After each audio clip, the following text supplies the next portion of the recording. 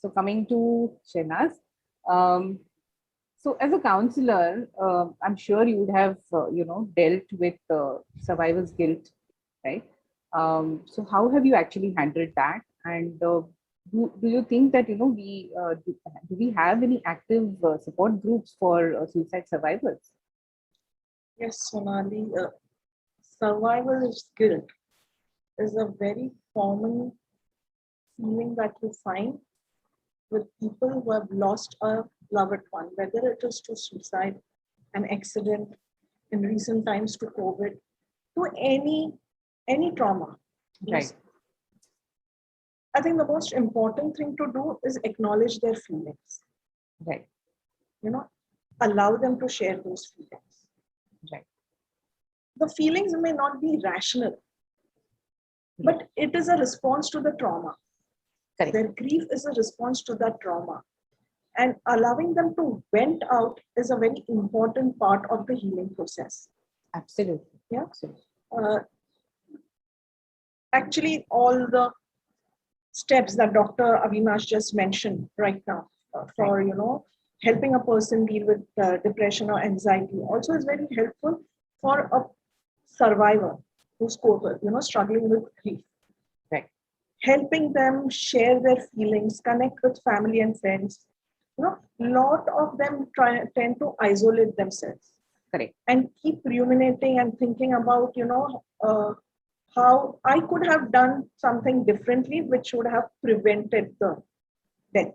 So true. Right? So true. Instead of allowing them to be focused inwards at all times, helping them focus on the environment around them. Right.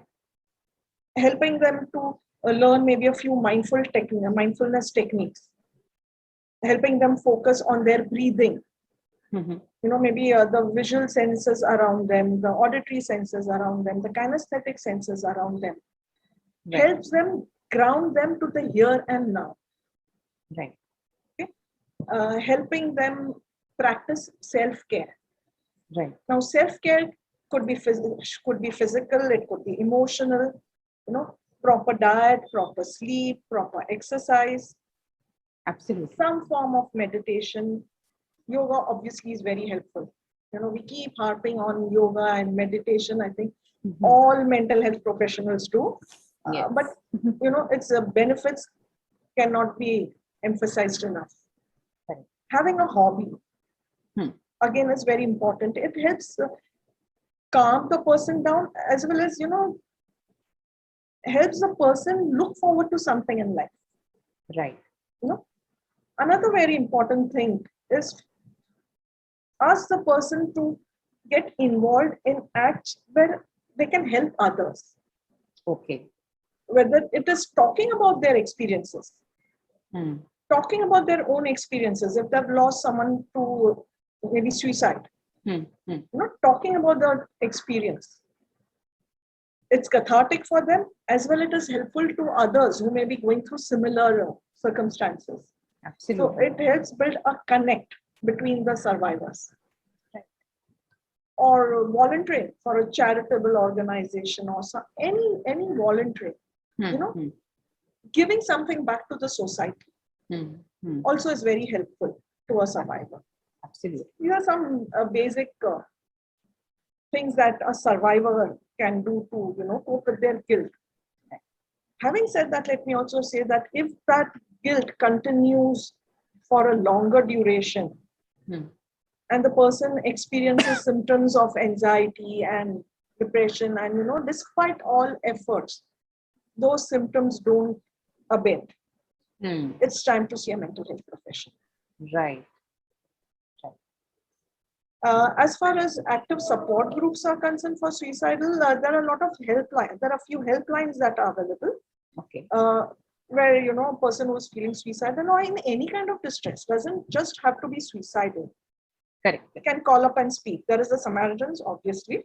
Correct. There is iCall from that is operated by Tata Institute of Social Sciences. Right. There is Vandrewala Foundation. There is ASRA. Right. Across India, there are other centers of befrienders national. there is Sneha, there is Sumetri, other centers where there is you're assured of confidentiality. You can anonymously talk, call Right. up and talk. Yeah. And that also helps. Very often a person may not want to reveal their identity. Absolutely. Absolutely. So you can talk with the helpline, and going forward, can see a mental health professional when and as needed. Correct. Whenever they're prepared, basically, coming out from the anonymity to, now acknowledging and accepting that, yes, now they need help. And then probably really, like you said, approaching the mental health professional finally. So I think a helpline could also be the catalyst for the person to feel confident enough to approach a mental health professional. Yes, I'm sure. The awareness while talking with the helplines, the fact that, that they need help and they need professional help. Absolutely. Not just talking to anybody and everybody, because you can speak to family and friends and others, but then you are not really sure of the kind. Most people tend to advise before even completely listening to what the person has to say. The person has said 2 sentences and you're ready with an 5-10 advice. Ye kar, wo mat kar, aisa kar. Yes. So that awareness in the person that, yes, other than talking to family and friends and the helpline for the volunteers, correct, I need to see a mental health professional. Perfect. Yeah. Thank you so much, Shehnaz, for that view. I'm sure once people feel confident, then they are in a better position to actually, move forward in their lives and actually take some ownership for their own life, because it cannot be that, you depend on others around you for what's going on in your life, right? Somewhere you need to acknowledge and accept and, of course, own it as well. Right? Thank you so much for that view.